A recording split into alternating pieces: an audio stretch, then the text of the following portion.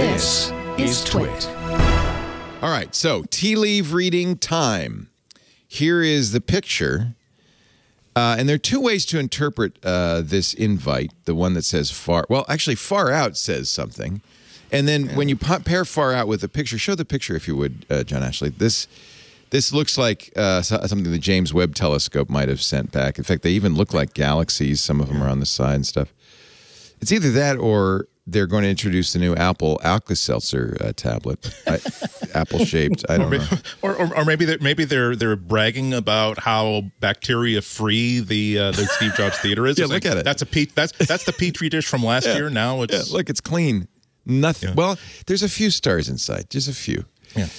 Maybe my guess is that if it means anything, that maybe they're going to up the astrophotography features of the new iPhone camera, because I was surprised at how much I love the astrophotography on my Pixel cameras, because it's something, okay, fine, great, it's a great demo. You're gonna get some headlines or some bullet items in your coverage that day, but then there comes that time where you just happen to be outside and taking like a picture of like the beach and like, oh my God, it's full of stars, and it becomes one of those 5 features that you use maybe once a month, but the one time you use it per month, you don't even bother waiting. You just send it right to Instagram or right to your group chat. Google, of course, the Pixel 6, and you have one, has excellent astrophotography capabilities. They touted it heavily last year, but Apple will probably say, "Hey, we're the first." Stephen, what do you think this invite means? Yeah, I think the prevailing theory about a camera update, 48 megapixel has been a rumored, might be the next camera on the iPhone, which first time since the iPhone 6S that has been updated. It's been 12 megapixels since the 6S. So a 48 megapixel camera plus some astrophotography and lesser, there's been that satellite in iPhone connectivity rumor. It was rumored last year, and now with T-Mobile and SpaceX kind of working together, those rumors heated up again. But I think it's more in relation to the camera for sure. The Ming-Chi Kuo says it is the satellite. He says that actually has been in the iPhone since iPhone 12, that capability, but they haven't been able to get a partner. His rumor was that Global Star will be the partner and that they will announce it on the 7th.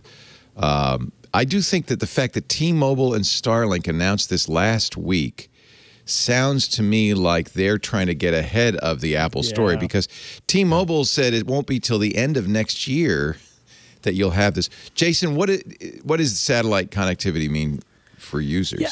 I mean, it's this whole idea that there are certain scenarios where you're somewhere where you can't get a signal. And you see the story sometimes. Somebody gets, they turn on the wrong road and they're lost in the wilderness and the snow is coming down. Or they're out on a hike and somebody falls, or they get lost out in the wilderness and you don't have a cell signal and you can't call for help and can't tell people where you are. Now, there's a chain of things here, right? First is any device, I believe, in the U.S., and it might be worldwide, that has a cellular radio on it, if you don't have service, but it sees another cellular site, you can call for help. Like that's a thing. It always says that. In fact, if you take the SIM out, you can still make mode 911 calls, right? Yeah. So there's that. But what if you're so far out that you can't get that? And the idea here is that there are companies that are or are about to offer satellite broadband coverage where on a certain frequency you can get probably, it depends, like Starlink, they're talking about fairly high bandwidth.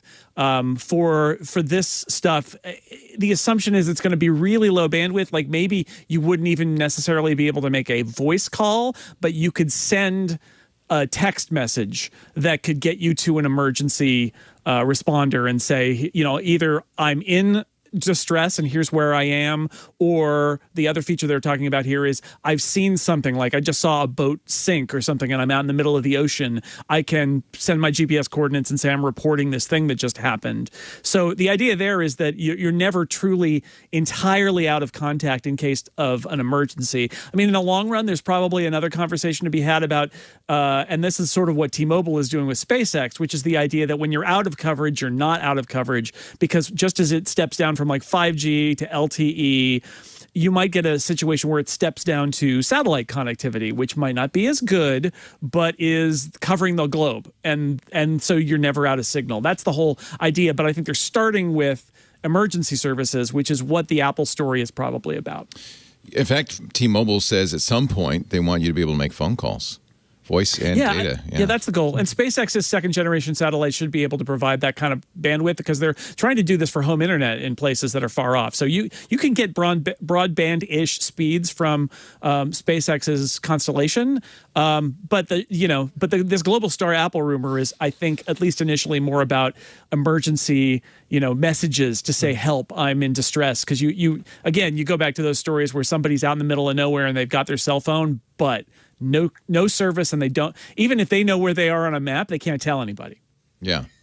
There could also be a story, the Apple Watch Series 8 rumored for this event, and a more rugged or pro model coming out. Apple could tell a story of like an adventurer kind of thing where you have satellite connectivity where you can at least do SOS text messages from your phone and pair that with your Series 8 watch for adventurers, hikers out in the woods, kind of do a whole ad featuring those two features. I could see that. That exists now, the Spot Watch. A lot of people who hike in wilderness areas wear emergency watches that do give them that kind of limited connectivity for emergencies. That's the sort of thing that it gets me a little bit worried about these features, that there are, like, if you do a lot of hiking or if you're in a job that takes you into the wilderness that way, you probably have a very inexpensive device that gives you these kind of features. It's not a satellite phone, but it's a way to transmit your GPS coordinates and your situation to people in an emergency.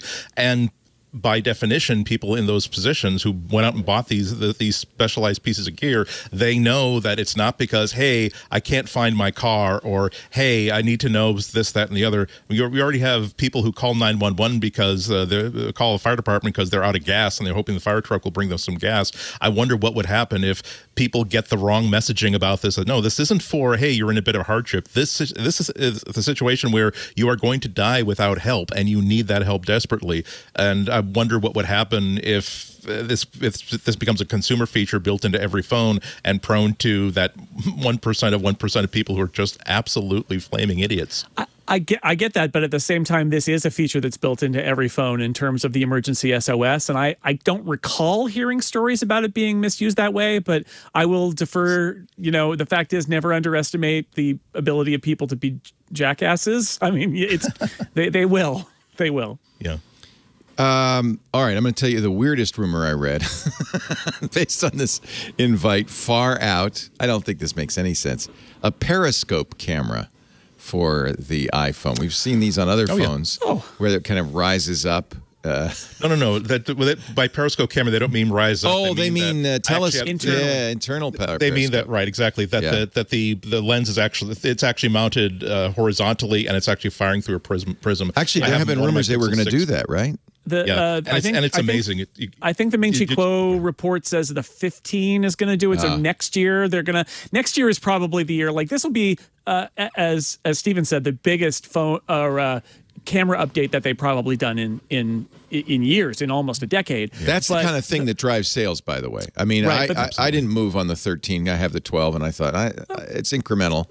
But different audiences, though, right? Yeah. Like, because next year is probably when we're going to get a visual redesign, and that for a lot of people, it's all about the looks, how it looks. But the Periscope camera is also rumored for next year, and that's really interesting because, right, the optics, the physics change completely when you have longer distance for the light to travel. Andy, do you have a Periscope phone? Yeah. This is the Pixel 6 Pro. And that gives you like genuine 4x optical zoom. And when you combine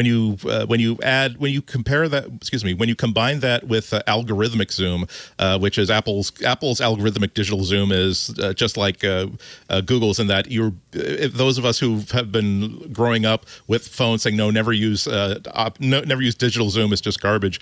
The ability to interpolate between pixels is amazing. And when you combine that with the 4x zooms, it's just it is a game changer. It's just what phone makers, including Apple, are really chasing after these days is ways to finally give users another one of those upgrades that says, wow, this is a breakthrough for me, or this is totally different than my camera before, or my phone before. It's nice to have a faster CPU. It's nice to have faster refresh rate and better color on your screen. But the first time that you're taking pictures of your kids playing soccer and suddenly you can zoom in and get great pictures of them like standing in goal, that's when people say, oh my God, I didn't know that the new iPhone did that. I got to upgrade my phone right now. I also have a Periscope in my this is the Galaxy S22 Ultra, and actually this one goes to 100 which is pretty wild. I took a few pictures with the optical, not the not the digital zoom, which I don't trust. Let me see if I have some pictures from Alaska where I wanted to try all three and zoom in. I wish I could remember. I'll see if I can quickly find an Instagram post I made earlier in the summer where the combination of the pixels, at least optical plus digital zoom, there was just this dot on the horizon, and it generated what I consider to be a very credible picture of two sailboats in the background. Yeah. And this is changed your relationship with the camera. This is the whatever it is, the 1X, the basic. Actually, this is probably their wide, which they call 0.6.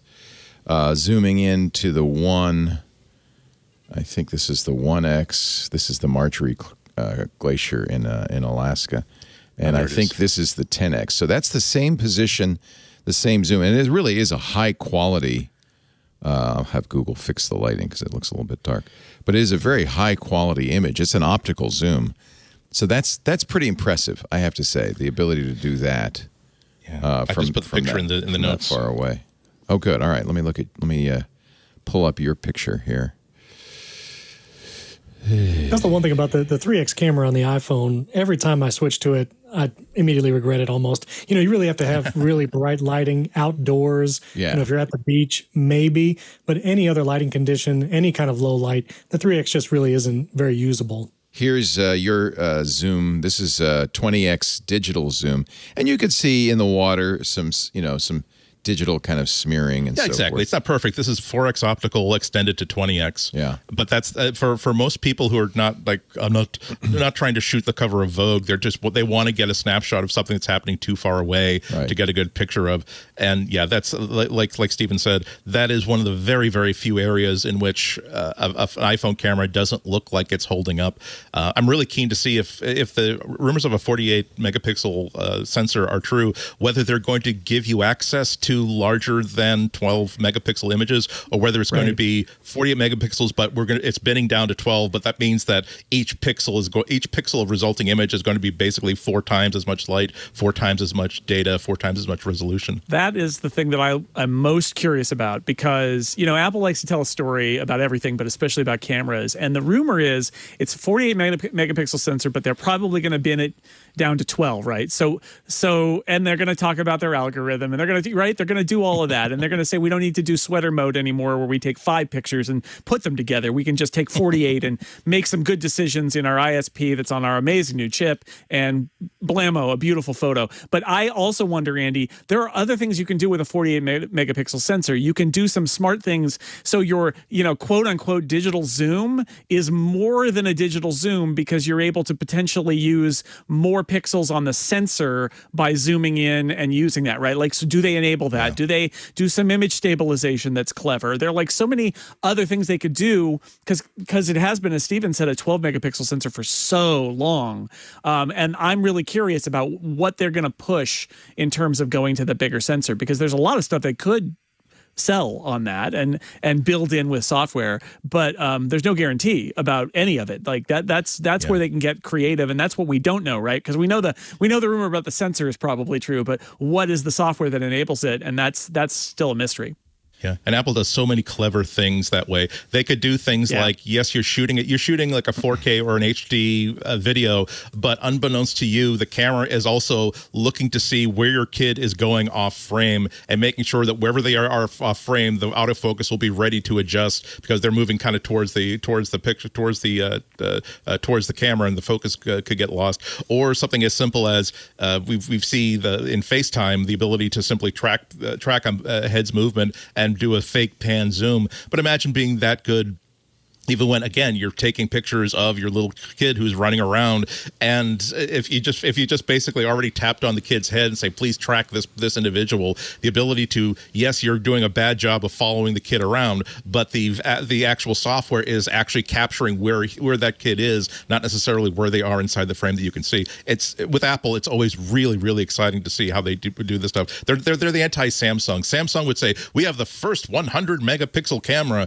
Apple will say, we have a camera that will actually let you keep up with your 3-year-old child. Right. And they'll also say that the A16 chip which presumably will be in that camera, will have an image signal processor that's specifically designed to do all the things they want it to do. And the neural engine is going to be specifically tasked to the machine learning of the image analysis. And, right, like they'll tell that whole story, but they are good at that. That is one of the things. That's Apple's strategy with the iPhone camera has always been really interesting, right? Because they don't necessarily chase the numbers, but they're very proud of what they can do in terms of their processing. And so that when they make a leap like this with a raw megapixel number, it's really interesting to wonder, like, how do they spin that? What did they decide to do with all those megapixels? And that's what I'm looking forward to, maybe the most, I think, on the 7th.